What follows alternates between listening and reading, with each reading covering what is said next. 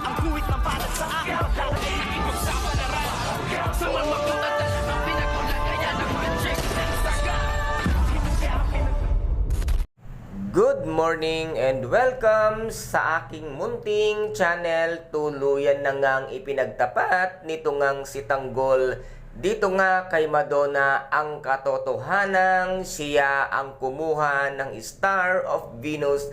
At dito naman ay nagulat itong si Madonna sa ipinagtapat nga nitong si Tanggol. Kaya abot-abot nga ang paghingi ng pasensya at sorry nitong ngang si Tanggol kay Madonna dahil sa kanyang ginawa. At dito naman ay naiintindihan at nauunawaan nito ngang si Madonna ang kanyang ginawa.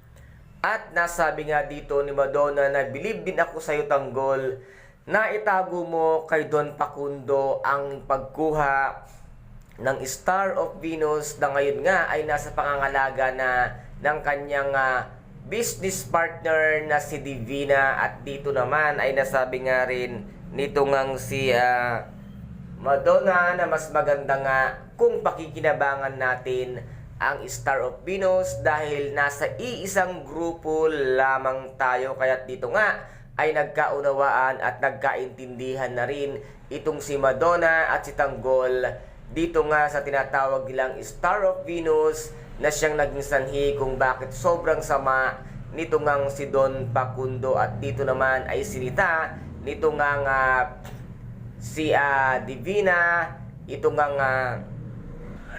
ay sinita ni Divina ang grupo nga nitong si Primo. At dito nga ay nagkaroon ng konting salitaan at sinabi nga dito ni Primo na tama na at wala tayong dapat sisihin dahil yun ay kagustuhan nga ni Tanggol dahil panig na panig nga itong si Divina dito nga kay Tanggol at napakalaki ng kanyang tiwala at sobrang bilib na bilib nga siya dahil nasabi nga niya na mismong si kamatayan nga ay naligtasan nito ngang si Tanggol. Kaya't ngayon ay magpapaimbestiga sila para malaman kung ano ang itinatago ng isa sa mga kagrupo nga ni Primo at nang meron silang magamit na alas. Kaya guys, ito po ang ating pakaabangan dito nga sa tinaguriang pambansang teleserye FPJ ang Batang Quiapo. At kung nagustuhan po ninyo ang aking videos for today, paki-subscribe na lamang po ng aking channel, paki-like and share para maging update kayo sa lahat ng gagawin kong videos. Maraming salamat po. Ingat,